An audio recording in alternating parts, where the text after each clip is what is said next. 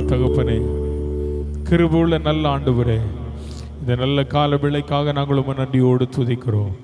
இந்த கர்த்தருடைய நாளில், இந்த மனமகிழ்ச்சி நாளில், இந்த உயிர்த்தெழுது நாளில் எங்கள் ஆபிரகாமின் தேவனும் ஈசாக்கின் தேவனும் யாக்கோபின் தேவனுமாய் இருக்கிற எங்கள் முற்பிதாக்களின் தெய்வமே, உம்முடைய பாதத்திலே நாங்கள் அமர்ந்திருந்து உம்மை ஆராதிப்பதற்கு எங்களுக்கு தந்திருக்கிற இந்த நல்ல ஸ்லாக்கியத்திற்காக நாங்கள் உம்மை நன்றியோடு துதிக்கிறோம். இந்த பாக்கியமான ஸ்லாக்கியத்தை பெற்றிருக்கிற ஆண்டவரே, எங்களைப் போல வேறு ஒருவரும் இல்லை ஆண்டவரே. அத்தனையாய் நீர் எங்கள் மேல் அன்பு கூர்ந்ததினால ஆண்டவரே, உம்முடைய விலையேறப்பட்ட இரத்தத்தினால் எங்களை கழுவி எங்களை தெரிந்தெடுத்தீர். அதற்காய் ஸ்தோத்திரம். இந்த நாளின் ஆராதனை உம்முடைய திருக்கரத்தில் ஒப்புக் கொடுக்கிறேன். ஆராதனைக்கு வந்திருக்கிற ஒவ்வொருவரையும் உம்முடைய திருக்கரத்தில் ஒப்புக் கொடுக்கிறேன். ஒவ்வொருவரையும் சிறியோர் முதல் பெரியோர் வரை ஒவ்வொருவரையும் பேர் பேராய் தனித்தனியாய் ஆண்டவரே நீர் ஆசீர்வதிக்கணுமே என்று நாங்கள் ஜெபிக்கிறோம். இன்னும் ஆண்டவரே, வரவெளிதான பிள்ளைகள், பிரயாணமாய் வருகிற பிள்ளைகள், வாகனங்களில் வருகிற பிள்ளைகள் எல்லாரையும் கர்த்தாவே நீர் துரிதமாய் கொண்டு வாரும். ஆராதனையிலே ஆவியானோர் மகிமைப்படும். ஆண்டவரை பாடுகிற பாடல் மேல தேவனுடைய அபிஷேகம் இறங்கட்டும். பாடுகிற பிள்ளைகளை நீர் ஆவியினால் நிரப்புவீராக. இசைக்கரை வாசிக்கிற பிள்ளைகள் மேல தேவனுடைய கரம் இருக்கட்டும். நல்ல ஆராதனையை தாரும், நல்ல வார்த்தைகளை தாரும். ஆண்டவரே, நாங்கள் கடந்து வந்தது போல் அல்ல, திரும்பி போகும்போது உம்முடைய பெரிய ஆசீர்வாதத்தை பெற்றவர்களாய் கடந்து போக கர்த்தர்களுக்கு உதவி செய்யும். நன்மையும் கிருபையும் தொடரட்டும். இயேசுவின் நாமத்தில் பிதாவே, ஆமென், ஆமென். நமக்கு ஆர்வம் சில பாடல்களை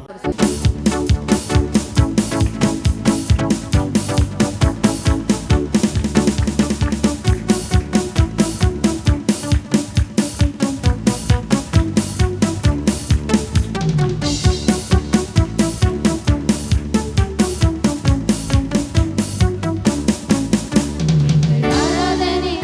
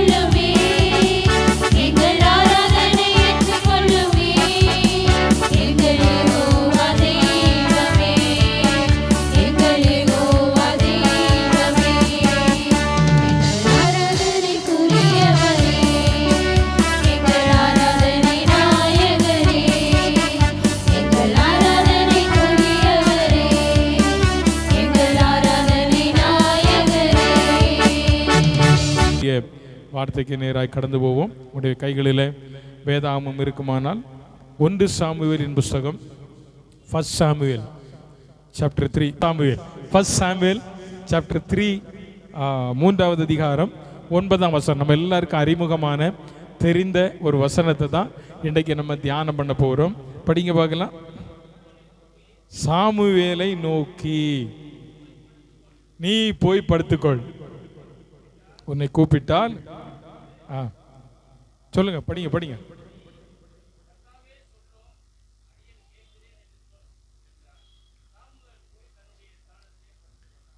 சாமுவேல், நீ போய் படுத்துக்கொள். இப்படி நம்ம பிள்ளைகளை பார்த்து இப்போ நீ போய் படுத்து தூங்கு அப்படின்னு சொன்னால் நம்ம பிள்ளைகள் எல்லாம் ரெடியாக இருக்காங்க தூங்குறதுக்கு, அப்படி தானே? இந்த ஒரு வார்த்தை எப்படா எங்கள் அம்மா சொல்லுவாங்க, புக்கு படித்ததெல்லாம் போதும், நீ புக்கை மூடிட்டு போய் தூங்கு அப்படின்னு சொன்னால், எங்கள் அம்மாவை மாதிரி நல்லவங்க யாரும் இல்லை, எங்கள் அப்பா மாதிரி யாரும் நல்லவங்க இல்லைன்னு சொல்கிற பிள்ளைகள் இருக்கிற இந்த காலத்தில் பாதி ராத்திரியில் உங்களை மாதிரி ஒரு சின்ன தம்பி ஆலயத்தில் படுத்து தூங்கிக்கிட்டு ஆலயத்தை கூட்டுறது, பெருக்கிறது, பாய் போடுறது, அங்கே இருக்க ஏலி தாத்தாவுக்கு உதவி செய்கிறது, இப்படிப்பட்ட வேலையில் இருக்கிறதான அந்த தம்பி ராத்திரி படுத்து தூங்கிக்கிட்டு இருக்கிறான். தூங்கிட்டு இருக்கும்போது 3 முறை ஒரு சத்தம் கேட்கு. என்ன சத்தம்? சாமுவேலே. எத்தனை முறை கூப்பிட்டாரா? 3 முறை. 3 முறை கூப்பிட்ட உடனேயும் அந்த சாமுவேல் யாருக்கிட்ட வந்தான்? யார்கிட்ட வந்தான்? ஏலி கிட்ட வந்தான். தாத்தா என்னை கூப்பிட்டீங்களா? இல்லை பாச என்ன கூப்பிட்டீங்களா? இல்லைப்பா, கூப்பிடல, போய் படுத்துக்கோ. 2வது வாட்டி படுத்துக்கோ. 3ஆம் முறை அவனை கூப்பிட்ட உடனே ஏலிக்கு தெரிந்தது இது யாருடைய சத்தம்? கர்த்தருடைய சத்தம். ஆகவே அந்த சத்தத்தை அவன் அறிந்த உடனே சாமுவேல்கிட்ட சொல்ற, இப்போ நீ படுத்துக்கோ, இப்போ நீ என்ன செய், நல்லா படுத்து தூங்கு, இனி ஒரு முறை அப்படி உன்னை கூப்பிட்டா சொல்லும், கர்த்தாவே சொல்லும், அடியேன் கேட்கிறேன். சொல்லும், அடியேன் கேட்கிறேன். எவ்வளவு அருமையான ஒரு வார்த்தை பாருங்க. கர்த்தாவே சொல்லும், அடியேன் கேட்கிறேன். என்னைக்காவது ஒரு நாள், எப்பயாவது நம்ம வாழ்க்கையில் நம்ம ஜெபம் பண்ணுறோம், பல நாட்கள் ஜெபம் பண்ணுறோம், எப்பயாயிலும் இந்த வார்த்தையை நம்ம அடிக்கடி உச்சரிக்கிறோமா? கர்த்தாவே நீங்கள் சொல்லுங்க, ஏசப்பா நீங்கள் பேசுங்க, நான் கேட்குறேன். இந்த வார்த்தையை நம்மள எத்தனை பேர் அடிக்கடி ஆண்டவர் சமூகத்தில் சொல்லியிருப்போம்? எத்தனை பேர் சொல்லியிருப்போம்? நீங்கள் சொல்லுங்க ஆண்டவரே, நான் கேட்குறேன். இன்னைக்கு சொல்றதுக்கு ரெடி, ஆனால் கேட்கறதுக்கு ஆயத்தம் இல்லை. நம்ம எதை வேணாலும் சொல்லலாம், ஆனால் கேட்கறதுக்கு யார் இல்லை தெரியுமா? இல்லை, செவிகள் இல்லை, மக்களுடைய செவிகள் இல்லை. ஆனால் இந்த சாமுவேல் சிறு பாலகன், அவன் ஆலயத்தில் இருக்கிறான். ஆலயத்தில் இருக்கும்போது தேவ சத்தத்தை அவன் கேட்குறான். முதல்ல அவனுக்கு தெரியலை அந்த அது யார் என்னை கூப்பிட்டது யாருன்னு தெரியலை. ஆனால் ஏலி உணர்ந்து கொண்ட போது சொல்றாரு, நீ சொல்லும், அடியேன் கேட்கிறேன். இன்னைக்கு காலையில் கர்த்தருடைய பிள்ளைகளை, இந்த ஆலயத்துக்கு வந்திருக்கிற நம்ம ஒவ்வொருடைய வாழ்க்கையிலும் ஆண்டவர் கிட்ட நம்ம கேட்க போகிற வார்த்தை தான், ஆண்டவரே நீங்கள் சொல்லுங்க, நாங்கள் என்ன செய்கிறோம்? கேட்குறோம். கேட்டுட்டு அதை விட்டுருவோன்னு அல்ல, அதை கேட்டு நாங்கள் அதன்படி என்ன செய்வோம்? நடப்போம். அதன்படி நாங்கள் என்ன செய்வோம்? இந்த காலையில் தேவ செய்தியினுடைய தலைப்பு, தேவன் சொல்வதை கேட்கும் மனிதன் தேவை. தேவன் சொல்லுகிற வார்த்தையை கேட்கக்கூடிய மனிதர்கள் தேவை. வேதத்தில் அப்படி கேட்ட நிறைய பேர் இருக்காங்க, கேட்காத கீழ்ப்படியாமல் போன நிறைய பேர் இருக்கிறாங்க. ஆனால் எப்படி இருந்தாலும் இன்றைக்கு நம்முடைய வாழ்க்கையில் ஆண்டவர் எதிர்பார்க்கிற ஒரு காரியம், என் சத்தத்தை அல்லது நான் சொல்லுவதை கேட்கக்கூடிய மனிதனாய் நீ இருப்பாயா? நான் சொல்லுகிற வார்த்தைக்கு கீழ்ப்படுகிற ஒரு மகளாய், ஒரு மகனாய் நீ இருப்பாயா? நம்ம ஆண்டவர்கிட்ட சொல்றதெல்லாம் அவர் கேட்க ரெடியா இருக்கார். அவர் ரெடியா இருக்கார், அப்படிதானே? இருக்காரா இல்லையா? எரேமியா 33:3 சொல்லுகிறது. என்ன சொல்லுது? என்னை நோக்கி கூப்பிடு, அப்போது நீ அறியாதும் எட்டாதுமான பெரிய காரியங்களை செய்வேன். 65ஆம் சங்கீதம் 2ஆம் வசனம் சொல்லுகிறது, ஜெபத்தை கேட்கிறவரே. தாவீது 27 சங்கீதம் 4 சொல்றாரு, கர்த்தரிடத்தில் ஒன்றை நான் கேட்டேன், அதையே நான் என்ன செய்வேன், நான் கேட்டதை தான் நான் விரும்புகிறேன். என்ன கேட்குறேன், நான் தேவனுடைய ஆலயத்தில் என்ன செய்யணும்,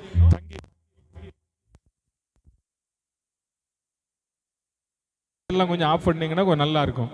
இந்த முன் லைட்டை மட்டும் போட்டுருங்க. இருக்கட்டும், போதுமா.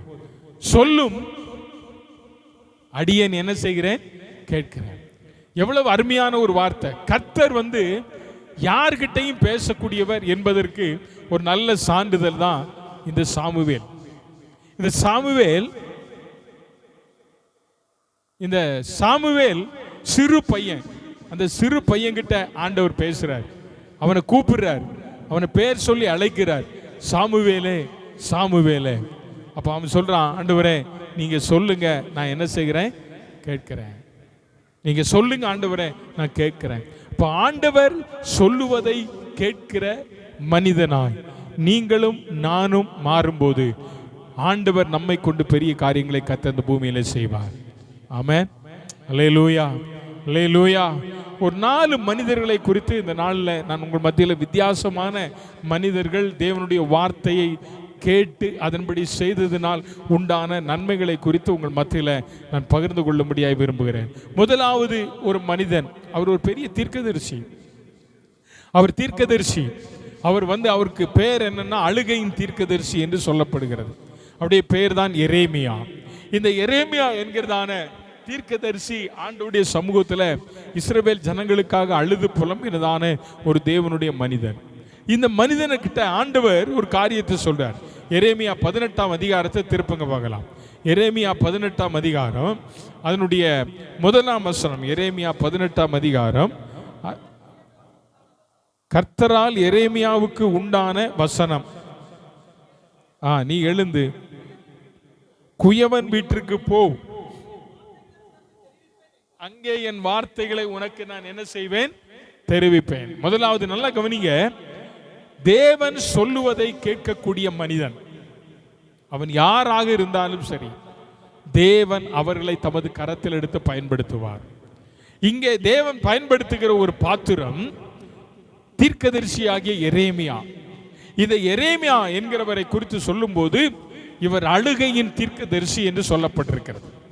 இவர்தான் புலம்பல் என்கிறதான புஸ்தகத்தை அவர் எழுதினவர். சோ இங்க அவர் சொல்றாரு, கர்த்தர் என்கிட்ட சொல்றாரு, என்ன சொன்னார்னா, நீ எழுந்து குயவனுடைய வீட்டிற்கு போ. அதுல இன்னொரு வார்த்தை அங்க ஆணித்தரமா சொல்லப்பட்டிருக்கு. என்ன சொல்றார் தெரியுமா, நீ எழுந்து. அப்படின்னா அவர் என்ன பண்ணிட்டு இருக்காரு, உட்கார்ந்து இருக்காருலாம், படுத்திருக்கலாம், என்ன வேணும் செய்தா, ஏதோ செஞ்சுக்கிட்டு இருக்காரு. ஆனா இப்ப அவருக்கு கிடைக்கிற ஒரு வார்த்தை, நீ எழுந்து குயவனுடைய வீட்டிற்கு போ, நான் அங்கே உனக்கு சொல்ல வேண்டியதை தெரிவிப்பேன். நல்லா கவனிங்க, எந்த குயவன், எந்த தெரு, எந்த கிராமம், அந்த குயவனுடைய பெயர் ஏதாவது இருக்கா? இருக்கா? இல்ல, ஒண்ணுமே இல்லைங்க. ஏன் அந்த ஊர்ல குயவன்கள் ஒருத்தர் தான் இருந்திருப்பாரா? நிறைய பேர் இருந்திருக்கலாம் இல்லையா? ஆனா எரேமியா கிட்ட சொல்றாரு, நீ எழுந்து குயவனுடைய வீட்டிற்கு போ. எரேமியாவுக்கு தெரியும் எங்க ஆண்டவர் போ சொல்றாரு அப்படின்றது தெளிவா அறிஞ்சிட்டு, எரேமியா நான் போக மாட்டேன்னு சொல்லல. ஆண்டவரே, நான் ஒரு தீர்க்கதரிசி, அந்த குயவன் வீட்டிற்கு நீ போ, என் வார்த்தைகளை உனக்கு தெரிவிப்பேன். ஏன் அதை இங்கே சொல்லியிருக்கலாமே, ஆண்டவரே நீ இங்கே சொல்லுங்க, நான் போய் குயவன் கிட்ட நேர சொல்லிடுறேன்னு சொல்லியிருக்கலாம். ஆனா எரேமியா அப்படியெல்லாம் ஒன்றும் சொல்லல. நான் போறேன் ஆண்டவரே, நீ குயவன் வீட்டிற்கு போ சொன்னாலும் போவேன், குயவன் வீட்டில் போய் மண்ணள்ளி மிதிக்க சொன்னாலும் நான் மிதிப்பேன், அதை திரிகையில போட்டு திரிக்க சொன்னாலும் நான் என்ன செய்வேன், திரிப்பேன், பானையை செய்ய சொன்னாலும் செய்வேன், பானையை உடைக்க சொன்னாலும் செய்வேன். நீர் என்ன எனக்கு கட்டளை கொடுக்கிறீரோ அதை நான் என்ன செய்ய ஆயத்தமாக இருக்கிறேன் என்கிற ஒரு எண்ணத்தோடு கூட இந்த எரேமியா என்ன செய்தான் தெரியுமா, ஆண்டவர் சத்தத்துக்கு கீழ்ப்படிந்தான். கர்த்தருடைய பிள்ளைகளே, ஆண்டவரால் பயன்படுத்தப்பட வேண்டிய பாத்திரமாய் நீங்களும் நானும் மாற வேண்டுமானால் ஆண்டவர் நமக்கு என்ன சொல்லுகிறாரோ அதை அப்படியே கீழ்ப்படிஞ்சோம்னா ஆண்டவர் நம்ம பயன்படுத்த ஆரம்பிச்சிடார். ஆமென் சொல்லுங்க ஹல்லேலூயா. இங்க பாருங்க, குயவனுடைய வீட்டிற்கு போறான். அடுத்த வசனம் சொல்லுது, குயவனுடைய வீட்டிற்கு போகும்போது அந்த குயவன் என்ன செய்து கொண்டிருக்கிறாராம்?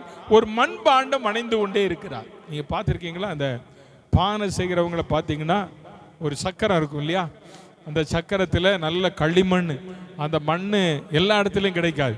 அந்த மண்ணை ஒரு குறிப்பிட்ட இடத்துல இருந்து கொண்டு வந்து அதை மிதித்து உட்கார வச்சு நல்ல காய வச்சு அப்புறம் உடைச்சி நல்ல தரியாக உடைச்சி பொடிசாக உடைச்சி அதுக்கு பிறகு பிசைஞ்சு அதற்கு பிறகு தான் அது எங்கே கொண்டு வைப்பாங்க? அது திரிகையில் வச்சுட்டு அதை சுற்றி விட்டு, இப்போ மைண்டில் அந்த கொய்யவனுடைய மைண்டில் என்ன செய்யணும்னு அவனுக்கு எண்ணம் இருக்கோ அதைத்தான் அவன் என்ன செய்வான். அவனுடைய முதல்ல மைண்ட் செட்டப்பை சரிப்படுத்திடுவான். இன்னைக்கு நான் பானை செய்யணும், இன்னைக்கு நான் கரிச்சட்டி செய்யணும், இல்லைன்னா கூழ் குடிக்கிற பாத்திரம் செய்யணும், என்ன செய்யணும்னு அவர் விரும்புகிறாரோ அதை முதல்ல அவர் என்ன செஞ்சிருவார் தெரியுமா? தன்னுடைய மைண்ட்ல கொண்டு வந்துடுறார். இப்ப அப்படி இல்லாம போன உடனே உட்கார்ந்துட்டு போய் எதாயிலும் செய்யலாம் அப்படின்னு சொன்னா அவனால என்ன செய்ய முடியாது? சரியாய் வணைந்து கொள்ளவே முடியாது. அப்ப எல்லாவற்றிற்கும் ஒரு திட்டம் வேண்டும். எந்த ஒரு காரியத்தை செய்தாலும், எந்த ஒரு காரியத்தை நாம் துவக்கினாலும் ஒரு திட்டம் இல்லாமல் ஒரு கர்த்தருடைய பிள்ளை அந்த காரியத்தை செய்ய முடியாது. அப்படி செய்தால் அதுல பெரிய தோல்விதான் நடக்கும். ஒரு திட்டம், எதற்கும் ஒரு திட்டமிடுதல் அவசியம், ஒரு பிளான் ரொம்ப அவசியம். இப்ப இந்த குயவன் அங்க போறாரு, அவர் வணைந்து கொண்டு இருக்கிறார். வணைந்து கொண்டிருக்கும் போது வேதம் சொல்லுகிறது, அந்த பானை சரியாக என்ன செய்யல, வரல. அந்த பானை சரியா வரல. ஸோ இப்போ அவன் மறுபடியும் அந்த பாத்திரத்தை அவன் சரியாக என்ன செய்கிறானா, அவன் சரியாக வணைந்து கொண்டு வருகிறான் என்று சொல்லி வேதத்தில் படிக்கும்போது அங்கே சொல்லப்பட்டிருக்கிற ஒரு வார்த்தை 18ஆம் அதிகாரம் 11ஆம் வசனம். அது கீழே இருக்கிற பகுதியை நீங்கள் வீட்டில் படித்து பாருங்க, தெரியும் அங்கே என்னென்ன நடந்து. 11ஆம் வசனத்தில் பாருங்க, இப்பொழுதும் எதற்கு நான் பாருங்க, குயவன் வீட்டிற்கு போ. குயவன் வீட்டுக்கு போனா தான் இன்னைக்கு இருக்கிற ஜனங்களுடைய நிலைமை உனக்கு தெரியும். அதுவரை உனக்கு தெரியாது என்பதற்காக அவனுடைய குயவன் வீட்டிற்கு போ சொல்ற அந்த கர்த்தர் இப்ப சொல்றாரு, நீ யூதாவின் மனுஷரையும் நோக்கி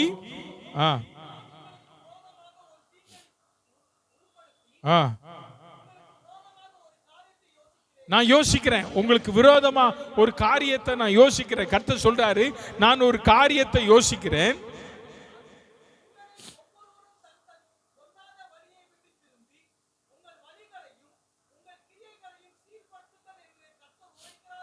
ஸ்தோத்திரம். இந்த வார்த்தையை நல்லா கவனிச்சு பாருங்க.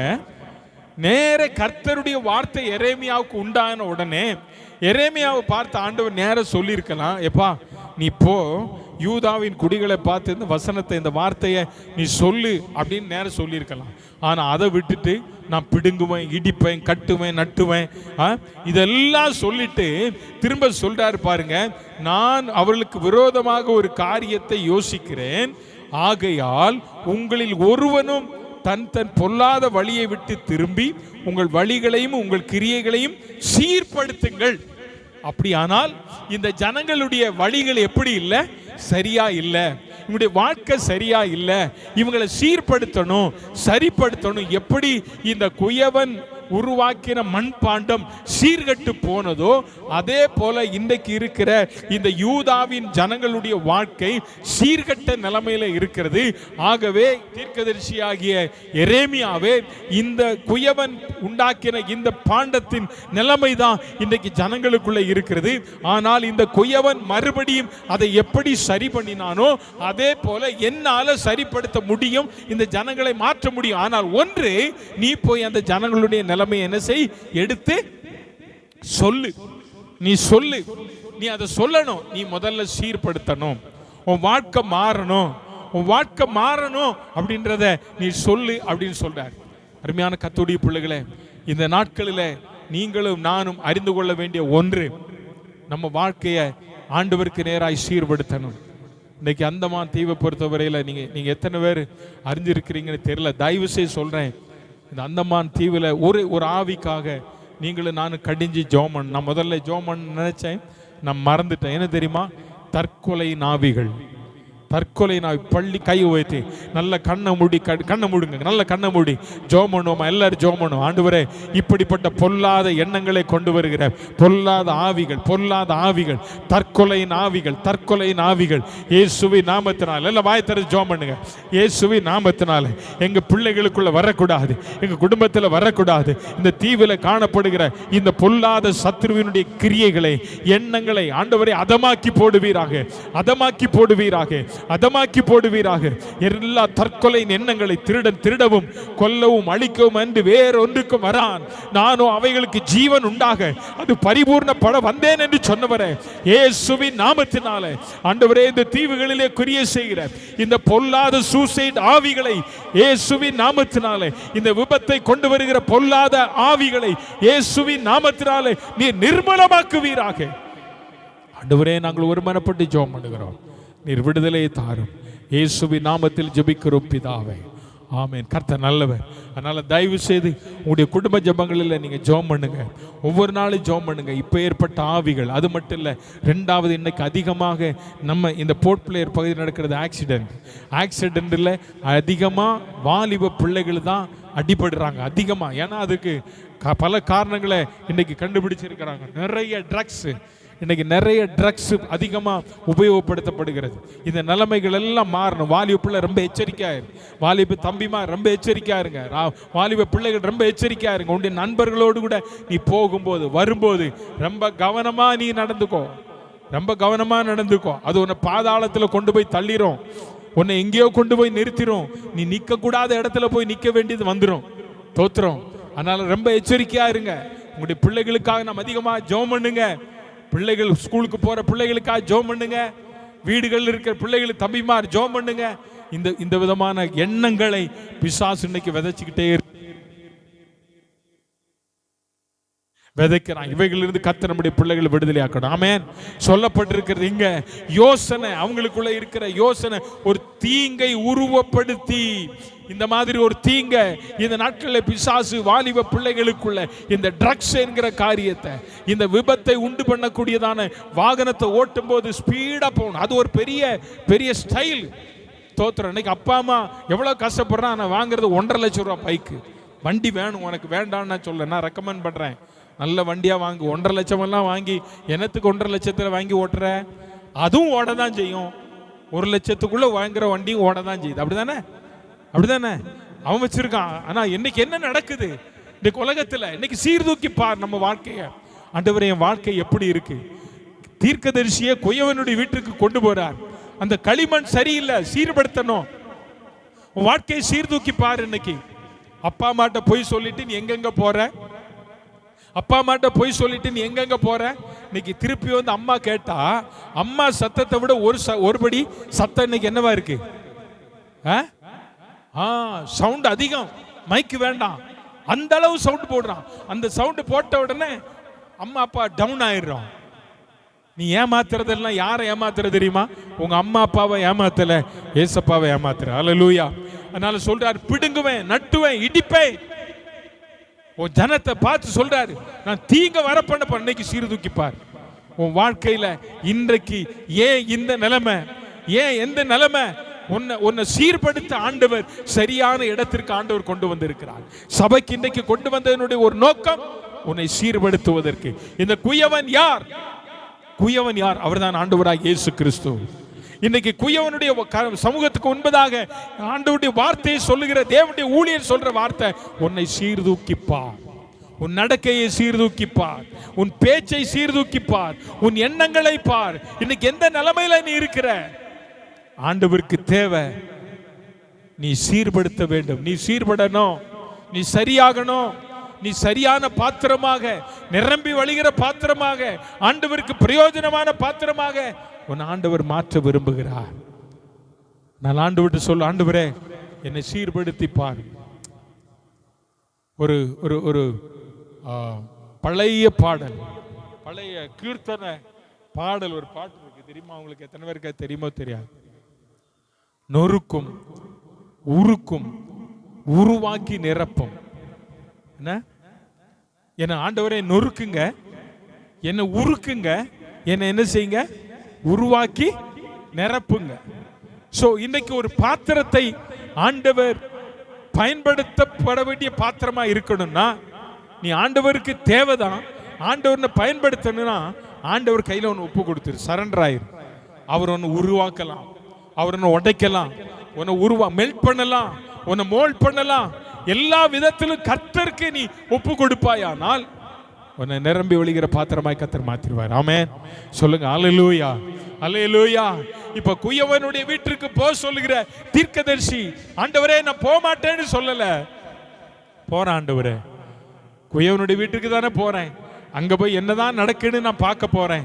போன இடத்துல கர்த்தருடைய வார்த்தை சொல்லுது, உன் ஜனத்துக்கிட்ட போய் சொல்லு, உன் ஜனத்தை சீர்தூக்கி பார்க்க சொல்லு. அவங்கள வச்சு பார்த்தா, தராசுல வச்சு பார்த்தா குறை உள்ளவர்களா இருக்கிறான். அவனுடைய பொல்லாத வழியை விட்டு அவனை திரும்ப சொல்லுன்னு சொல்றாரு. இன்னைக்கு உன் வாழ்க்கையில பொல்லாத வழி, தேவனுக்கு பிரியமில்லாத வழி, தேவனுக்கு இஷ்டமில்லாத காரியத்தை நீ செஞ்சுட்டு இந்த இடத்துல இருந்தனா இன்னைக்கு உன் வழியை விட்டு மாறு. வழிகளில் நின்று பூர்வ பாதை எது என்று கேட்டு அறிந்து நல்ல வழியிலே நீ நட. உனக்காக தேவன் ஒரு வழியை வைத்திருக்கிறார். அவர் தான் சொன்னார், நானே வழியும் சத்தியமும் ஜீவனுமா இருக்க. அவர் பாதையில நீ நட. அவர் வழியிலே நடந்தால் உன்னை கர்த்தர் அற்புதமாய் நடத்துவார். அல்லேலூயா, அல்லேலூயா, அல்லேலூயா. ஆண்டவர் எரேமியாவை குயவனுடைய வீட்டுக்கு அனுப்புகிறார். அங்கே போய் ஒரு பாடத்தை கற்றுக் கொடுத்தார். இந்த ஜனம் சீர்கெட்ட நிலைமையில இருக்கிறது, எந்தவரே என்னை சீர்படுத்தும். ஆண்டவர்கிட்ட கேட்கணும், என்ன என்னப்படுத்தும்? சரிப்படுத்தும். என்ன சரிப்படுத்தும்? நான் எந்த இடத்துல சரியில்லாம இருக்கிறேனோ என்னை சரிப்படுத்தும் என்று ஆண்டவர்கிட்ட கேளுங்க. ஆண்டவர் சொல்லுகிற இடத்தை, ஆண்டவர் சொல்லுகிறதை கேட்கிற ஒரு எரேமியாவாக ஆண்டவரே என்னை மாற்றும் என்று கேட்டால், ஆண்டவர் சொல்லுகிற வார்த்தையை நீங்கள் கேட்டால் உங்களை ஆண்டவர் சீர்படுத்துவார். ஆமென். சொல்லுங்க அல்லேலூயா. இரண்டாவதாக அப்போஸ்தலர் நடவடிக்கை 8ஆம் அதிகாரம். அப்போஸ்தலர் நடவடிக்கை ஆக்ட்ஸ் 8 சாப்டர் 8 எடுங்க. நல்லா தெரிந்த பகுதி தான். அன்னைக்கு 8வது அதிகாரம் சோத்திர 29ஆம் 26ஆம் வசனம். 26ஆம் வசனம். பின்பு கர்த்தருடைய தூதன்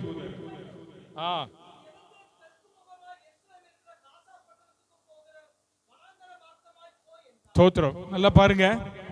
அங்க ஒரு மனுஷனை குயவன் வீட்டுக்கு போனார். எந்த குயவன், எந்த தெருவு, இதெல்லாம் சொல்லல.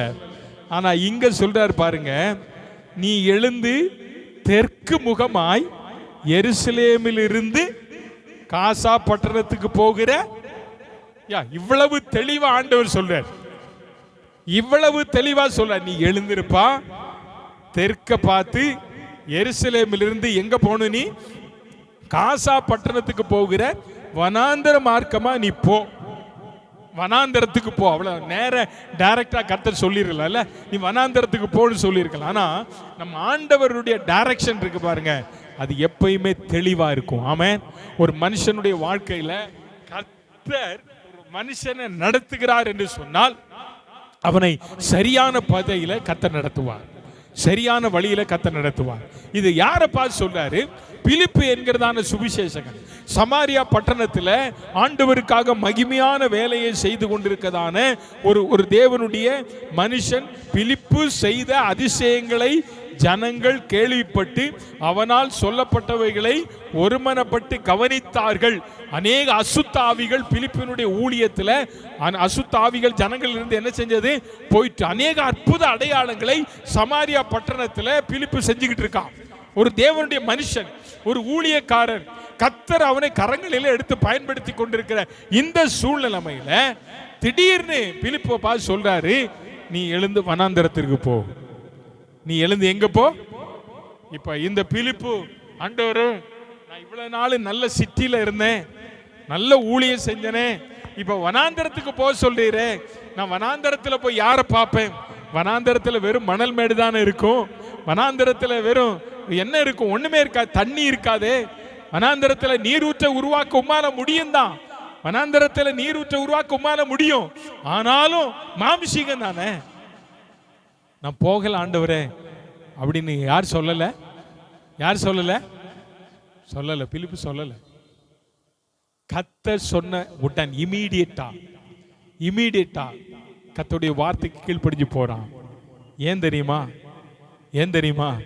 கர்த்தர் ஏற்கனவே ஒரு மினிஸ்டர் அங்க ஆயத்தம் பண்ணி வச்சிருக்காரு. அல்லேலூயா. கர்த்தர் ஏற்கனவே யார் ஆயத்தம் பண்ணி வச்சிருக்காரு? ஒரு மினிஸ்டர். அவர் வனாந்தரத்து வழியில வர்றாரு. அவரை சந்திப்பதற்காக, அவருக்கு ஞானஸ்நானம் கொடுப்பதற்காக இந்த இந்த இந்த பிலிப்புவை கர்த்தர் வனாந்தரத்துக்கு போக சொல்றார். இவர் வனாந்தரத்துக்கு போகல அப்படின்னா இந்த மந்திரிக்கு ஞானஸ்நானம் கொடுத்திருக்க முடியுமா? முடியுமா? இந்த மந்திரியோட அந்த ரதத்தில் உட்கார்ந்து இருக்க முடியுமா? முடியாது. இந்த மந்திரிக்கு இவர் ஏசாயா தீர்க்கதரிசியில எழுதப்பட்ட வார்த்தைகளை சொல்லியிருக்க முடியுமா? சொல்லுங்க, முடியாது. எத்தனை அருமையான வாய்ப்புங்க ஐயா! இதுவரை அவருக்கு பட்டணத்தில் கிடைக்காத வாய்ப்பு. பட்டணத்தில் இருக்கிறோம் அப்படின்னா நிறைய மந்திரி வருவாங்க, எம்எல்ஏ வருவாங்க, எம்பி வருவாங்க. வனாந்தரத்துக்கு எந்த எம்பி வருவார்?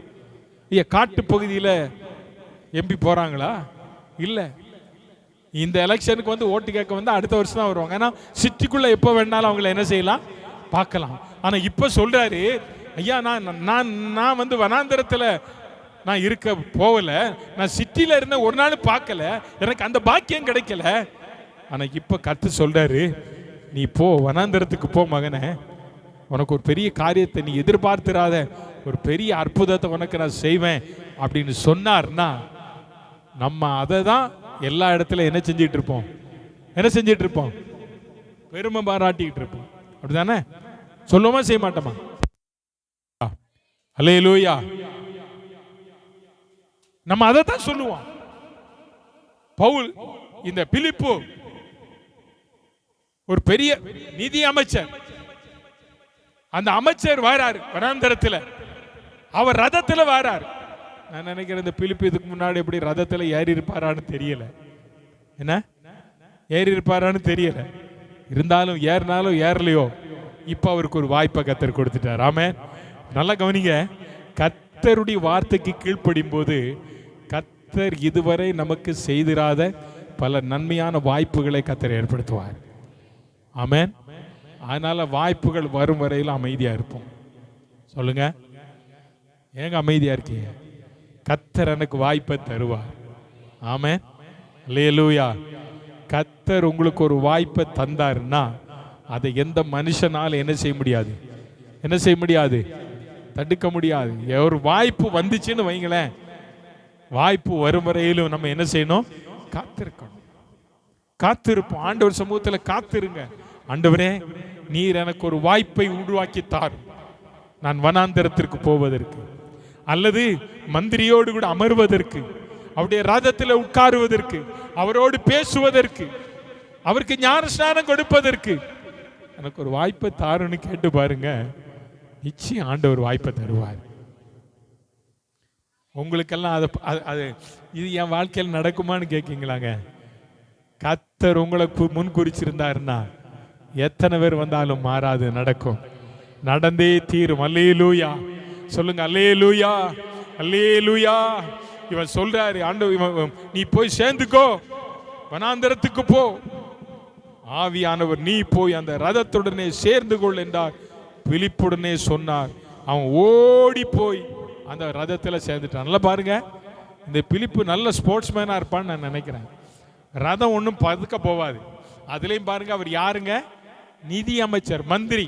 இன்னைக்கு சைரன் வச்ச கார், முன்னால பின்னால போலீஸ், அந்த பக்கம் இந்த பக்கம். அன்னைக்கு அந்த ரதம் தான் அவருக்கு.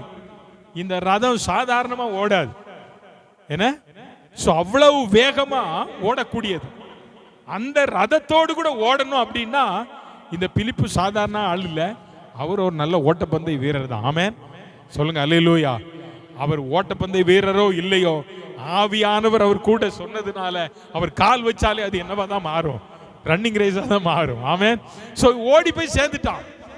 நல்லா கவனிங்க, இந்த வனாந்தரத்தில் பாருங்க, கர்த்தர் அவனுக்கு ஒரு நீரூற்றை காட்ட, அவனுக்கு ஏசாயை பற்றி சொல்ல, அவனுக்கு ஞானஸ்நானம் கொடுக்க, அந்த ரதத்தில் போக, பேச, இந்த வாய்ப்பு எல்லாம் ஆண்டவருடைய வார்த்தைக்கு கீழ்ப்படிந்ததுனால, ஆண்டவர் போ சொன்ன இடத்துக்கு அவன் போனதுனால தான் இதெல்லாம் அவனுக்கு கிடைச்சே தவிர, நான் போகலன்னு சொல்லிட்டா இதெல்லாம் அவன் வாழ்க்கையில் என்ன செஞ்சிருப்பான்?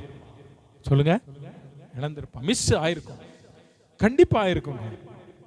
சில நேரம் ஆண்டவர் நமக்கு கொடுக்குற ஒரு தரம் இருக்கு பாருங்க, அதை மிஸ் பண்ணிட்டோம் அப்படின்னா மறுபடியும் அப்படி ஒரு தருணம் நமக்கு கிடைக்கும் அப்படின்னு சொன்னா அது ஒரு நாள் என்ன செய்யாது, கிடைக்கவே கிடைக்காது. அதனாலதான் தமிழ்ல அழகான ஒரு பழமொழி சொல்லுவாங்க, காற்றுள்ள போதே தருணம். நமக்கு ஆண்டவர் தருகிற வாய்ப்புகள், அந்த வாய்ப்புகளை நாம் நழுவ விடக்கூடாது. ஆண்டவர் இன்னைக்கு உங்களை பார்த்து நீ போ அப்படின்னா போயிடணும், அவ்வளவுதான். சோத்திரம். எங்க போ சொல்றாரு? ஆண்டவரே போறேன் ஆண்டவரே. இப்ப நான் இதை நேற்று தியானம் பண்ணிட்டு இருக்கும்போது ஆண்டவர்கிட்ட தான் கேட்டேன், ஆண்டவரே நீர் ஒருவேளை என்ன இதெல்லாம் விட்டுட்டு இன்னொரு வனாந்தரத்துக்கு நீ போன்னு சொன்னா, நான் தியானம் பண்ணும்போது ஆண்டவர் ஏட்டா தான் பேசினார், நான் உன்னை போக சொன்னா இதெல்லாம் விட்டுரு, ஒன்று எடுக்கக்கூடாது, ஒன்றும் தொடக்கூடாது, நீ எப்படி வந்தையோ அப்படியே நீ போகணும் அப்படின்னு நான் உன்கிட்ட சொன்னா நீ போவியான்னு கேட்டார். நான் உடனே ஆண்டவர்கிட்ட சொன்ன, ஆண்டவரே நான் எப்படி வந்தானோ அப்படியே போவேன். ஏன் தெரியுமா? எனக்கு தெரியும் ஆண்டவர் சொன்னா அதுல ஏதோ ஒன்று இருக்கும். ஆமென், அல்லேலூயா. சில நேரங்களில் ஆவியானவர் நம்மை நடத்துகிற விதம், அதனால ஐயா நம்ம போறாரா அப்படின்னு எல்லாம் போய் சொல்லிவிட்டு இருக்காங்க அங்கங்க போயிட்டு. என் வாழ்க்கை நான் தியானிக்கும் போது ஆவியானவருடைய எனக்கு நடந்த சம்பாஷணையை சொல்றேன். இப்போ நீங்க அதை படிச்சு பாருங்க. இப்போ ஆண்டவர் உங்ககிட்ட கேட்காரு, மகளே இந்த வசனத்தை படிச்சிய, நானும் உன்னை ஒரு வீட்டுக்கு போக சொல்றேன், இல்லை இங்க போக சொல்றேன், இந்த உன் கூட சண்டை போட்ட வீட்டுக்கு உன்னை போக சொல்றேன், நீ போவையா அப்படின்னு கேட்டா, இல்லை ஆண்டவரே நான் போக மாட்டேன்னு சொன்னா எப்படி இருக்கும்? இல்லை ஏசப்பா நான் போறேன் அப்படி சொல்லி நீங்க போயிட்டீங்கன்னா அங்கே ஏதோ ஒரு காரியம் நடக்கும் உங்களை கொண்டு. ஆமென். சோ கர்த்தர் நல்லவர். அதனால ஆவியானவர் அந்த பிலிப்போவை பார்த்து சொல்ல, நீ போய் சேர்த்துக்கோ, ரதத்தோட சேர்த்துக்கோ. முடியாது, ஓட முடியாதுன்னு எல்லாம் சொல்லல. இன்னைக்கு நிறைய பேர் முடியாது முடியாது முடியாது, எதை எடுத்தாலும் முடியாது. சபை கூட்டம் முடியாது, வீட்டு கூட்டம் முடியாது, யூத் மீட்டிங் முடியாது, எல்லாம் முடியாது. இப்போ ஒரு பேச்சு வந்துட்டு எல்லாருக்கும் முடியாது பாஸ்டர், என்னால முடியாது பாஸ்டர். உங்களால என்னதான் முடியாது?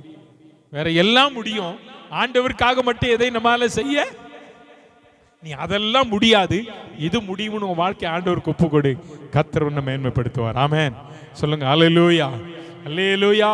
சோ கர்த்தருடைய பிள்ளைகள், இந்த அனனியா என்கிறதான பிலிப்பு, இந்த பிலிப்பு என்கிறதான தேவனுடைய ஊழியக்காரர் பட்டணத்தில் நல்ல ஊழியம் செய்து கொண்டிருந்தவர். ஆனா இப்ப வனாந்தரத்துக்கு ஒரு ஆத்துமாவுக்காக, நல்லா கவனிங்க, அப்ப ஆண்டவருடைய பார்வையில ஒரு ஆத்துமா எப்படிப்பட்டது? வெளியேறப்பட்டது, வெளியேறப்பட்ட. அதனாலதான் ஆண்டவர் உங்களை எங்க போக சொன்னாலும் போயிருங்க. யாராவது ஒரு வீட்டுக்கு போய் ஜெபம் பண்ண சொல்லிட்டா, இல்ல ஆண்டவரே நான் போக மாட்டேன்னு சொல்லாது, அந்த ஆத்துமா வெளியேறப்பட்ட.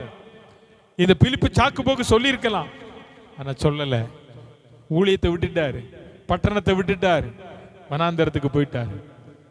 ஏன்னா அவருக்கு தெரியும், வனாந்தரத்தில் என்னை நடத்துகிற ஒருவர் தான் என்னை அனுப்பினார், அவர் என்னை நடத்துவார் சொன்னார்.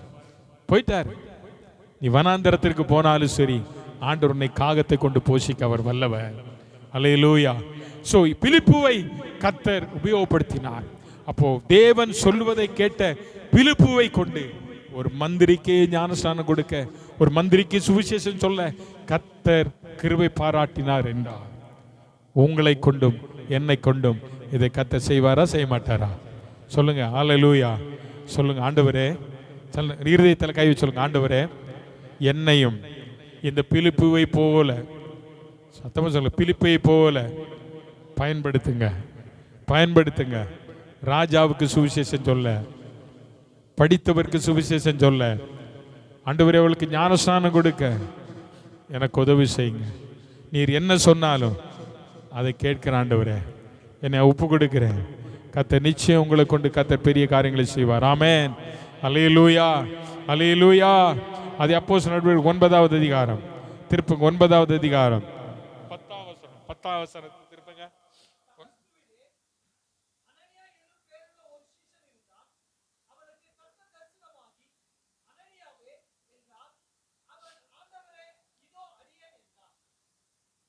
படிங்கம்மா, அடுத்த வசனம் படிங்க. நீ எழுந்து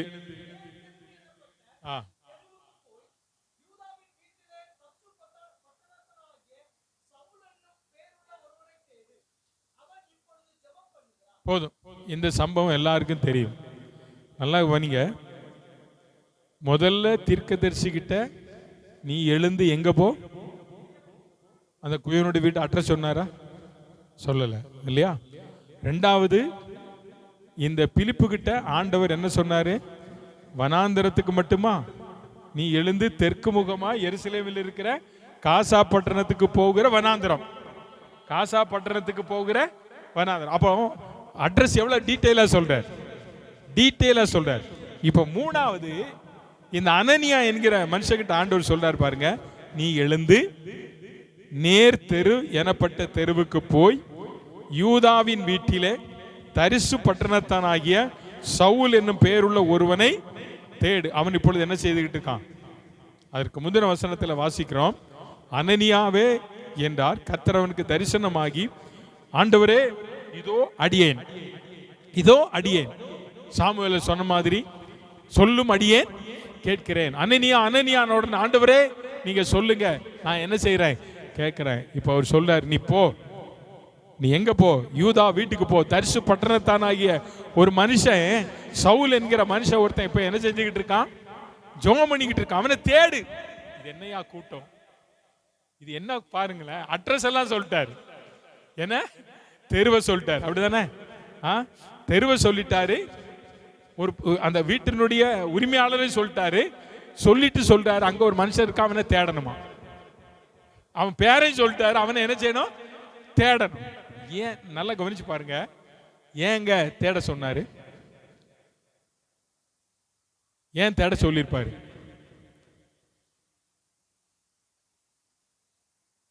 நான் நினைக்கிறேன், இப்படி சவுல்னு ஒரு மனுஷன் தர்சு பட்டணத்தான் இல்ல, இங்க எங்கேயாவது யூதாவின் வீட்டில் இருந்து தான் சொல்லப்பட்டிருக்குல்ல, யூதாவின் வீடு. அது யூதா, அது எத்தனை யூதா அங்க இருந்தாங்கன்னு தெரியாது நமக்கு. இந்த சவுல் பேரை சொன்னாலே அந்த பட்டணத்தில் இருக்கிற மக்களுக்குள்ள என்ன இருந்தது தெரியுமா? பயம். ஏன்னா அவன் சபைகளை என்ன செய்தவன்? துன்பப்படுத்தினவன், தேவனுடைய பிள்ளைகளை கொலை செய்தவன். அதனால அவன் எங்க இருக்கிறான்னு கேட்டாலே பயமா இருக்குல்ல. ஆண்டவர் சொல்ற, நீ தேடு, போய் தேடு, போ, உனக்கு ஒரு வேலை தரேன், போய் தேடு.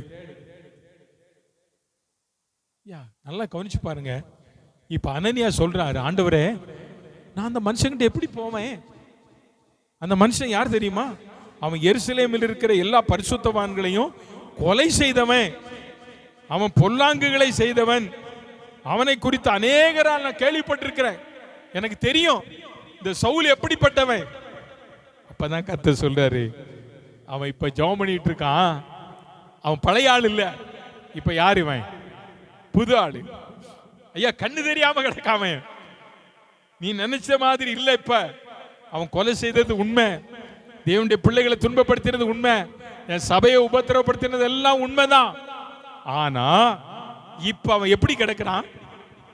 கண்ணு தெரியாத மனுஷனா இருக்கான். நீ போய் ஜெபம் பண்ணாதான் அவருக்கு என்ன நடக்கும்? என்ன நடக்கும்? அற்புதம் நடக்கும். நல்லா பாருங்க, பவுல் படித்தவன், பெரிய கோடீஸ்வரர் சவுலாய் வாழ்ந்த போது, அப்படிப்பட்ட ஒரு மனுஷனுக்கு அனனியா என்கிற ஒரு சீசன், யாருங்க பேரு? சீசன் யாரு? இயேசுவை பின்பற்றுகிறவன், இயேசுவோடு கூட நடக்கிறவன், இயேசுவுக்கு வேலை செய்கிறவன், ஃபாலோவர்ஸ், இயேசுவை பின்பற்றுகிறவன் சீசன். இப்படிப்பட்ட ஒரு மனுஷனை கைய வைக்க சொல்றார். யாருக்கு? பெரிய படிச்சவன், கமாலியன் பாதபடியில உட்கார்ந்து படிச்சவன், யூத சட்ட திட்டங்களை கற்றவன், வேதத்தை கற்றவன், நியாய பிரமாணத்தை கற்றவன், சபையை துன்புறுத்தினவன், எல்லாம் செஞ்ச ஆசாமிக்கு ஒரு சீசன் போய் கை வைக்கிறான். ஆமென் சொல்லுங்க, அல்லேலூயா. ஐயா, அப்படின்னு நல்லா கவனிச்சு பாருங்க, சீசன் என்கிறவன் எவ்வளவு விசேஷமானவன். இவ்வளவுதானா? ஆமென். நீங்களும் நானும் எவ்வளவு விசேஷமானவங்க. ஆமென், அல்லேலூயா. ஆண்டவருடைய பிள்ளைகளை நல்லா பாருங்களேன். ஐயா, இந்த சவுலுக்கு அவன் கை வைக்கிறான். வச்சானா 17ஆம் வசனத்தில் சொல்லப்பட்டிருக்கு, படிங்க. ஆ ஆ ஆ ஆ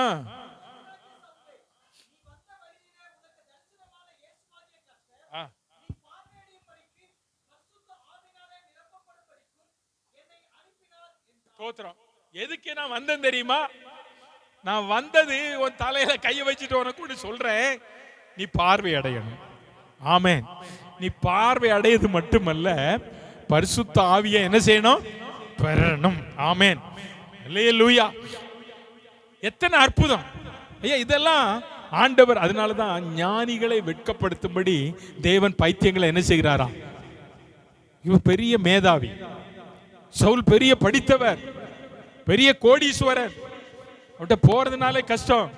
அப்படிப்பட்ட மனுஷங்கிட்ட ஒருத்தர் போய் சொல்றாரு, கையை வச்சுட்டு அவன் மேல கையை வச்சு சொல்றாரு, உனக்கு தரிசனமான இயேசு எனக்கும் தரிசனமாய் சொல்லிட்டாருப்பா, நீ பார்வை அடைவாயாக. ஆமென். அல்லேலூயா, அல்லேலூயா. வேதம் சொல்லுகிறது, உடனே அவனுடைய கண்கள் இருந்து என்ன விழுந்ததா? மீன் செதில்கள் போல கீழே விழுந்தது. அடுத்த வசனம் சொல்றது, அவன் போஜனம் பண்ணின பின்பு தாமதமின்றி தேவாலயத்திலே போய் என்ன செய்தானா? என்ன செய்தான்? இப்போ ஒரு கேள்வி நான் கேட்கிறேன், எப்படிங்க பிரசங்கம் பண்ணியிருப்பான்? பரிசுத்த ஆவி நிறைவு பெற்றிருக்கிறான். ரெண்டாவது, இவன் பிரசங்கம் பண்றதுக்கு இன்னொரு காரியம் கூட இருக்கு. என்ன தெரியுமா? இவன் நியாயப்பிரமாணத்தை ஏற்கனவே என்ன செய்தவன். அப்போ நியாயப்பிரமாணத்தை கற்றிருந்தால், உன் மேல அபிஷேகம் இருந்தா, நீ எப்ப வேணாலும் கர்த்தருடைய வார்த்தையை சொல்லலாம். அல்லேலூயா. வசனம் இல்லாம நீ பிரசங்கம் பண்ண முடியாது. அபிஷேகம் இல்லாமல் உன்னால பிரசங்கம் பண்ண முடியாது. இப்போ வேதம் சொல்லுகிறது, தாமதம் இல்லாமல். வெயிட் பண்ணவே இல்லை, வேஸ்ட் பண்ணல, டைமை வேஸ்ட் பண்ணல. உடனே அவன் என்ன செஞ்சானா?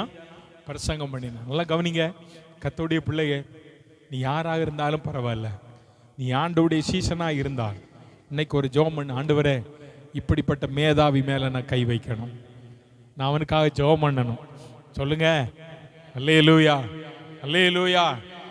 எவ்வளவு பெரிய நியாயப்பிரமாணத்தை படிச்சிருக்கட்டும், கோடீஸ்வரனா இருக்கட்டும், ஆண்டவரே அவன் தலை மேல கை வச்சு ஜெபம் பண்ண ஆண்டவருக்கு ஆண்டவர்கிட்ட கேளுங்க. நீங்க ஆண்டவர் உங்களை கொண்டு போவாரா, கொண்டு போக மாட்டாரா? நீங்க அப்ப யோசிப்பைய.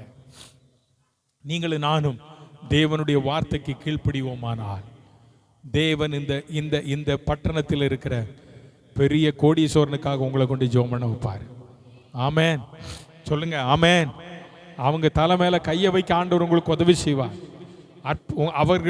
அவருடைய காரியங்களை கர்த்தர் வெளிப்படுத்துவார். ஏன்னா உங்க மேல என்ன இருக்கு தெரியுமா? அபிஷேகம். ஆமென். அவர் தந்த அபிஷேகம் இருக்கு. பவுல ஆண்டவர் அபிஷேகித்தார், பவுல கர்த்தர் அபிஷேகித்தார். அவன் பிரசங்கம் பண்ணான். இவன் பிரசங்கம் பண்றதுக்கு காரணம் இவன் மேல இருந்த அபிஷேகம் தான், உண்மைதான். ஆனா அதுக்கு ஒரு மனுஷனை கர்த்தர் பயன்படுத்தினார். இல்ல ஆண்டவரே நான் போக மாட்டேன், அனனியா நான் போக மாட்டேன்னு சொல்லியிருந்தா இன்னைக்கு அனனியா பேர் இதுல வந்திருக்குமா? வந்திருக்காரு. அனனியா இப்ப கம்பீரமா சொல்லுவார். பவுல் போய் சபையெல்லாம் ஸ்தாபிச்சுட்டு வரும்போது சொல்லுவார், இந்த பவுலுக்கு நான் தான் ஜெபம் பண்ணேன், இந்த பவுலுக்கு என் கையினால தான் கர்த்தர் அற்புதம் செஞ்சாரு, நான் ஜெபம் பண்ண போது அபிஷேகம் பெற்றான், இன்னைக்கு கர்த்தருடைய ஊழியத்தை செய்யற. அப்படி நம்ம சொல்ற கேட்டிருக்கோம்ல, இருக்கா இல்லையா? சொல்லுங்க, இருக்கா இல்லையா? அப்ப அனனியாவுக்கு எவ்வளவு பெருமையா இருந்திருக்கும் யோசிச்சு பாருங்க. அனனியாவுக்கு எவ்வளவு பெருமையா இருக்கும். என் மூலம் ரட்சிக்கப்பட்டவங்க, என் மூலம் ஞானஸ்நானம் பெற்றவங்க, அபிஷேகம் பெற்றவங்க, கர்த்தருடைய ஊழியத்தை செய்யறவங்க அப்படின்னு நம்ம சொல்லும் போது நமக்குள்ள எவ்வளவு சந்தோஷம் இருக்கும். அதை விட மேலான சந்தோஷம் பரலோகத்தின் தேவனுக்கு இருக்கு. அல்லேலூயா, அல்லேலூயா. அருமையான கர்த்தருடைய பிள்ளையே, இந்த அனனியா போய் ஜெபித்த அந்த சவுல் பவுலாய் மாற்றப்பட்டதினால அவருடைய வாழ்க்கையில அந்த பவுல் ஆண்டவருக்காக எழும்பி பிரகாசித்தார். 4 மிஷனரி பிரயாணங்களை பவுல் செய்திருக்கிறார். 14 புதிய சபைகளை தீவுகளிலே பட்டணங்களிலே அவர் உருவாக்கி இருக்கிறார். ஏறத்தாழ 10,000 மைல் அவருடைய வாழ்க்கையில் அவர் பிரயாணம் செய்திருக்கிறார். 49 பட்டணங்கள், 49 தீவுகள் பகுதிகளிலே அவர் கடந்து போயிருக்கிறார். 29 பேர் அவருக்கு பிரேயர் பார்ட்னரா, அவரோடு கூட ஊழியத்தில் அவளுக்கு உறுதுணையா இருந்திருக்கிறாங்க. 13 கடிதங்களை திருச்சபைக்கு எழுதி வைத்தார். இத்தனை இத்தனை இத்தனை மகத்தான காரியங்களும் செய்யும் போதெல்லாம் யார் சந்தோஷப்பட்டிருப்பா தெரியுமா? அனனியா சந்தோஷப்பட்டிருப்பார். ஆமென். சொல்லுங்க அல்லேலூயா, அல்லேலூயா. கர்த்தர் நல்லவர், கர்த்தருடைய நாமம் மகிமைப்படட்டும். அதுதான் ஆண்டவர் எதிர்பார்க்கிற ஒரு காரியம். ஆண்டவர் எதிர்பார்க்கிற ஒரு பெரிய காரியம் அதுதான். கடந்த ஒரு மாதத்திற்கு முன்பதாக சோல்பேல உங்களுக்கு தெரியும், நம்ம ஜோஷுவா தம்பி ஜோஷுவா ஊழியம் செய்கிறான் இல்லையா? ஸோ அவனுடைய சபை கட்டப்பட்டு 1 வருடம் 1 வருடம் ஆகிறது. அந்த 1 வருடம் அந்த ஸ்தோத்திர கூட்டத்திற்கு நான் போயிருந்தேன். அங்கே நிறைய ஊழியக்காரங்க உட்கார்ந்துருந்தாங்க. அப்பொழுது அவன் எந்திரிச்சு 2 வார்த்தை சாட்சி கொடுத்தான். என்ன சாட்சி கொடுத்தான் அப்படின்னா, நான் ஒரு கிறிஸ்தவ குடும்பத்தில் பிறந்து வளர்ந்தேன். ஆனால் இயேசுவுக்கும் எனக்கு ரொம்ப தூரம். இயேசுவுக்கும் எனக்கு ரொம்ப தூரம். நான் அப்படி தான் வாழ்க்கை வாழ்ந்து வந்தேன். ஆனால் நீலில் இருந்து நாங்கள் போர்ட் பிளேயருக்கு வந்த பிறகு எங்கள் அம்மா ஒரு நல்ல ஆவிக்குரிய சபைக்கு போனாங்க. எங்கள் அக்கா தங்கையெல்லாம் போனாங்க. நான் மட்டும் போகிறதில்ல. நான் ஒரு வேலை பார்த்து கொண்டிருந்தேன். திடீரென்று சொல்லி எனக்கு அவனுக்கு ஒரு மஞ்சக்காமாலை, பயங்கரமான மஞ்சக்காமாலை வந்து மரிக்கிற தருவாயில் போயிட்டான். மரிக்கிற தருவாயில் அப்போ அங்கே இருக்கிற சகோதரர் தங்கராஜ், இன்னைக்கு ஆண்டவர் அவர் சாட்சி. அதுக்கு அவர் இந்த பியூலாவுடைய அம்மா இந்த சண்டே ஸ்கூல் பிள்ளைகள், இந்த இவங்கள மாதிரி ஒரு 6-7 பிள்ளைகளை கூப்பிட்டுட்டு அவர் தான் போனார். அவங்க போய் அந்த சண்டே ஸ்கூல் பிள்ளைகள் எல்லாம் அவனுக்காக ஜெபம் பண்ணாங்க. எல்லா பிள்ளைகளும் அழுது ஜெபம் பண்ணியிருக்காங்க. ஸோ அந்த ஜெபம் ஆண்டவருடைய வாழ்க்கையில் ஒரு பெரிய மாற்றத்தை கொண்டு வந்தது. ஏன் இந்த பிள்ளைகள் எனக்காக அழுதார்கள், ஏன் எனக்காக ஜெபம் பண்ணாங்க, அந்த கேள்விக்குறி அவனுக்குள்ளே வந்தது. ஸோ ஆண்டவர் அதிலிருந்து அவனை விடுவித்தார், மரணக்கட்டிலிருந்து விடுவித்தார். ஸோ ஒரு விடுவித்த அவனுக்குள்ள கடவுளுக்காக ஊழியம் செய்யணும் அப்படின்ற எண்ணம் வந்தது. அவனுடைய பழைய பேர் ஜெய்சங்கர். ஸோ அவனுக்கு ஜோஷுவானு ஞானஸ்நானம் கொடுக்க ஆண்டவர் எனக்கு உதவி செய்தார். ஸோ ஊழியத்திற்கு போகணும் அப்படின்ன உடனே இங்கே பலருக்கு தெரியும். அப்போ அந்த சிசுவா சர்ச்சிலேருந்து அவனை ராஜஸ்தானுக்கு படிப்பதற்காக ஜெபம் பண்ணி அனுப்பினோம். இன்னைக்கு கர்த்தருடைய ஊழியத்தை அவன் செய்து கொண்டு இருக்கிறான்.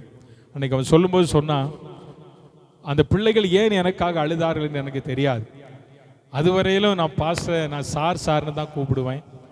ஆனால் என்னைக்கு நான் ஞானஸ்தானம் பெற்றேனோ, என்றைக்கு ஆண்டவருக்குள்ளே நான் வந்தேனோ, என் வாழ்க்கையை ஆண்டவர் மாற்றினார்.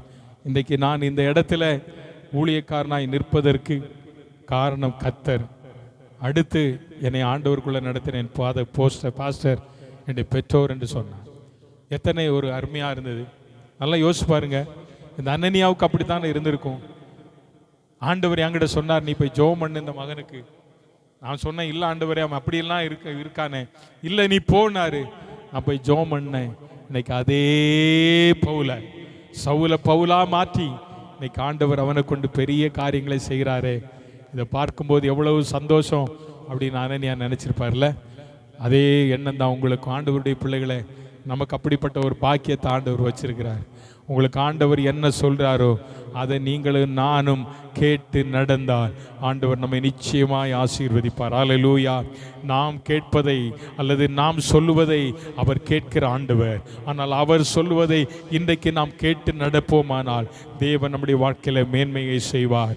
எரேமியா குயவனுடைய வீட்டிற்கு போன போது ஜனங்கள் சீர்தூக்கி பார்க்க வேண்டும் என்று சொன்னாரே, அதே போல பிலிப்பு வனாந்திரத்திற்கு போன போது ஒரு மந்திரிக்கு ஞானஸ்நானம் கொடுக்க கர்த்தர் உபயோகப்படுத்தினார். அனனியா தேவனுடைய வார்த்தைக்கு கீழ்ப்படிந்த போது சவுல் மேல கைகளை வைத்த போது ஆண்டவர் அவனுக்கு பார்வை கொடுத்து அதே சவுல் பவுலாய் மாற்றப்பட்டு இந்த தேசத்தையே கலக்கி இன்றைக்கு நம்முடைய கரங்களில் இருக்கிறதான இந்த வேதாகமத்தில் புதிய ஏற்பாட்டில் 13 நிருபங்களை எழுதி கொடுத்து இன்றைக்கும் பவுலின் நிருபம் என்று சொல்கிறோமே. இப்பேற்பட்ட பேருக்கு காரணம் என்ன? அன்றைக்கு ஒரு மனிதனுடைய கீழ்ப்படிதல். இன்றைக்கு நீங்களும் நானும் ஒருவருடைய கீழ்ப்படிதல் மூலமாய் நீங்களும் நானும் இயேசு கிறிஸ்துவின் மூலமாக அவர் கீழ்ப்படிந்ததன் மூலமாக நமக்கு ரட்சிப்பு உண்டானது. அவர் சிலுவைக்கு தன்னை ஒப்பு கொடுத்ததன் மூலமாக நமக்கு பாவ மன்னிப்பு உண்டானது. அவர் கீழ்ப்படியாமல் இருந்திருப்பாரானால் நமக்கு இந்த ரட்சிப்பு இல்லை. ஆகவே இயேசுவின் கீழ்ப்படிதல் இன்றைக்கு நமக்கு தேவை. இந்த எரேமியாவின் கீழ்ப்படிதல், இந்த அனனியாவின் கீழ்ப்படிதல், இந்த பிலிப்புவின் கீழ்ப்படிதல் நமக்குள்ளே மாறுமானால் நிச்சயமாக தேவன் நம்மையும் இவர்களை போல எடுத்து பயன்படுத்துவார். கடைசியாக ஒரே ஒரு காரியத்தை சொல்லி நான் முடிக்க விரும்புகிறேன். எசேக்கியேல் தீர்க்கதரிசன புஸ்தகம் 37வது அதிகாரம், எல்லாருக்கும் தெரிந்ததான ஒரு வேத பகுதி.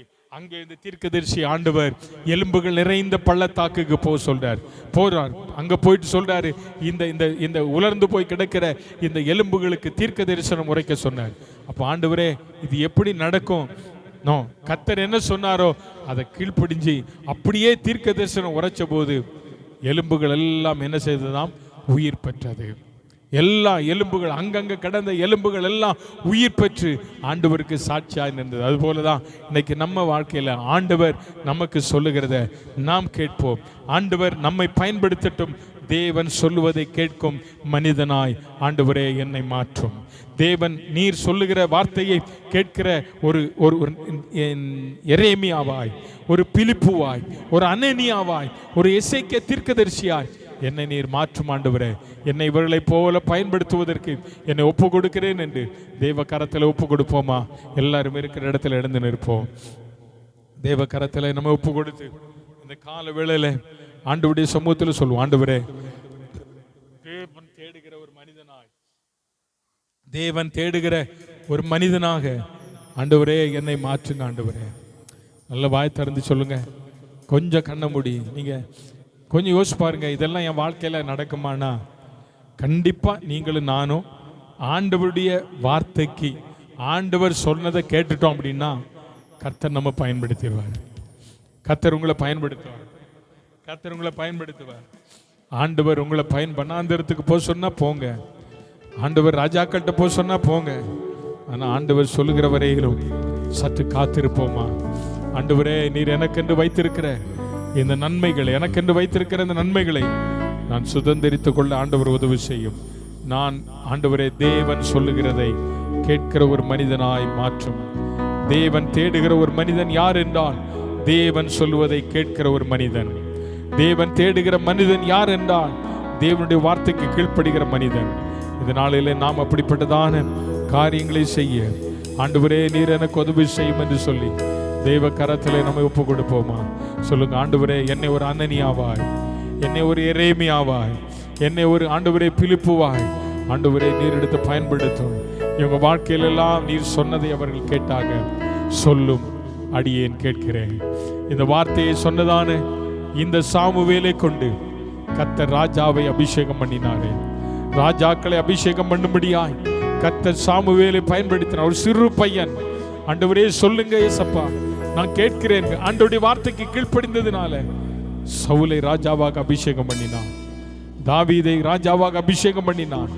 ஒன்றுக்கும் உதவாமல் இருந்ததான சாமுவேல் தேவாலயத்திலேயே வளர்ந்த சாமுவேல், கர்த்தருடைய சமூகத்திலே நின்றதான சாமுவேல் ராஜாக்களை அபிஷேகம் பண்ணும்படிக்கு விசேஷத்த கிருபைகளை பெற்றிருப்பான் என்று சொன்னார். அருமையான கர்த்தருடைய பிள்ளையே, நீங்களும் நான் எவ்வளவு விசேஷமானவர்கள். இன்னைக்கு ஆண்டவருடைய கரத்தில் ஒப்பு கொடுங்க. இந்த வலது கரத்தை உயர்த்தி ஆண்டவரே இந்த கரம் ஆண்டவரே ராஜாக்களை அபிஷேகம் பண்ணக்கூடிய கரமாய், ஆண்டவரே தீர்க்கதரிசிகளை அபிஷேகம் பண்ணக்கூடிய கரமாய், ஊழியர்களை அபிஷேகம் பண்ணக்கூடிய கரமாய், குழந்தைகளை டெடிகேட் பண்ணக்கூடிய கரமாய், குடும்பங்களை இணைக்கிற கரமாய், ஆசீர்வதிக்கிற கரமாய் நீர் எடுத்து பயன்படுத்துவதற்கு இந்த கரத்தை ஒப்பு கொடுக்கிறேன். என்னை அர்ப்பணிக்கிறேன். சொல்லுங்க பாப்போம். ஹல்லேலூயா. என்னை ஒப்பு கொடுக்கிறேன் ஆண்டவரே, என்னை ஒப்பு கொடுக்கிறேன் ஆண்டவரே, இந்த கரத்தை ஒப்பு கொடுக்கிறேன் ஆண்டவரே, ஆண்டவரே ஒப்பு கொடுக்கிறேன், என்னை ஒப்பு கொடுக்கிறேன். நீ சொல்லுவதை கேட்கிற ஒரு மனிதனாய் ஆண்டவரே என்னை மாற்றும் ஆண்டவரே, என்னை மாற்றும் ஆண்டவரே. ஓ மந்திரிக்கு போதிக்கக்கூடிய கிருபையை ஆண்டவரே நீர் கொடுத்தீர் அல்லவா? மந்திரியோடு கூட உட்காரும்படி கிருபையை கொடுத்தீர் அல்லவா? மந்திரியோடு ரதத்திலே போகும்படி கிருபை கொடுத்தீர் அல்லவா? மந்திரிக்கு ஞானஸ்நானம் கொடுக்கும்படி உதவி செய்தீர் அல்லவா? எங்களை அப்படி நீர் பயன்படுத்தும் ஆண்டவரே. ஹல்லேலூயா. வேறுமையான பாத்திரம் நான் விரும்பு பாரிலாமலே, நீரம்பி வழியும் பாத்திரமா விளங்க செய்திடுமே. வெறுமையான, சொல்லுங்க ஆண்டவரே, நான் ஒரு வெறுமையான பாத்திரம்.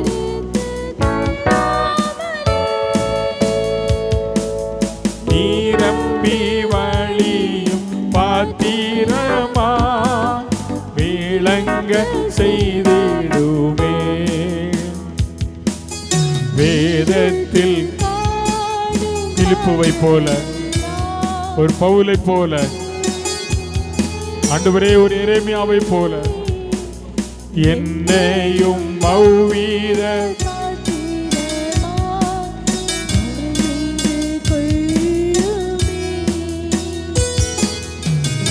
என்னையும் அவ்வித வனைந்து கொள்ளுமே.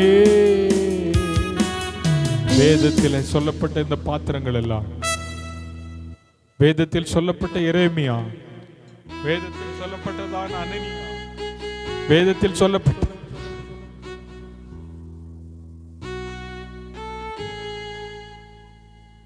மக்கள் எல்லாம் ஆண்டவருடைய வார்த்தைக்கு கீழ்ப்படிந்தாங்க. ஆண்டவரே, எங்களை அப்படி நீ மாற்றும், எங்களை நீர் மாற்றும். ஆண்டவரே, தேவ கருத்தில் சொல்லுவீங்களா?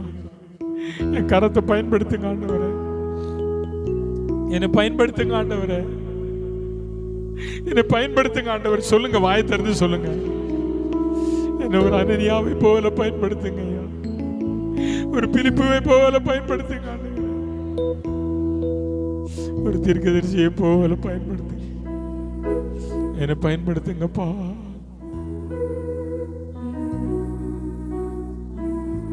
கிருபையுள்ள நல்ல தகப்பனே, அன்பின் ஆண்டவரே, இந்த நல்ல கால வேளைக்காக நாங்கள் நன்றியோடு துதிக்கிறோம். இம்மட்டும் நீர் பாராட்டின் எல்லா நன்மைகளுக்காக நன்றி கூறுகிறோம். இந்த ஆராதனைக்கு வந்த ஒருவரின் பேர் வைக்கிற பிள்ளைகளுக்காக ஜெபம் பண்ணுகிறோம். வாலிப பிள்ளைகளுக்காக ஜெபம் பண்ணுகிறோம். ஆண்டவரே, பிள்ளைகளை பாதுகாத்துக் கொள்ளும், சிறு பிள்ளைகளை பாதுகாத்துக் கொள்ளும். இந்த உஷ்ணத்தின் கொடுமையினால் எப்பேற்பட்ட வியாதிகளும் பிள்ளைகளை தாக்கக்கூடாது. என்னுடைய பிள்ளைகள், வேலை செய்கிற பிள்ளைகள், தொழில் செய்கிற பிள்ளைகளை ஆசீர்வதியும். ஆண்டவரே, நேர்களை மேன்மைப்படுத்தும், கனப்படுத்தும். வேலை செய்கிற இடங்கள் ஆவியானோர் கூட இருந்து நடத்தும்படியாக ஜெபிக்கிறோம். இந்த வாரத்தில் பிறந்த நாள், திருமண நாளை கொண்டாடுகிற பிள்ளைகளுக்காக ஜெபம் பண்ணுகிறோம். ஆண்டவரே, நீர் பிள்ளைகளை பலப்படுத்தி ஆசீர்வதித்து மேன்மை பாராட்டும். சகல துதி கன மகிமை உமக்கே செலுத்துகிறோம். இயேசுவின் நாமத்தில் ஜெபிக்கிறோம் ஜீவனுள்ள நல்ல பிதாவே. என் ஆத்துமாவே கர்த்தரை ஸ்தோத்திரி.